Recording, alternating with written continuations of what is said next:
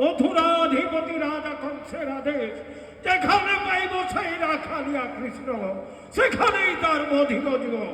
তাই আর বিলম্বের নাহি প্রয়োজন, চলো এই মুহূর্তে আমরা বৃন্দাবন করিবার প্রয়োজন।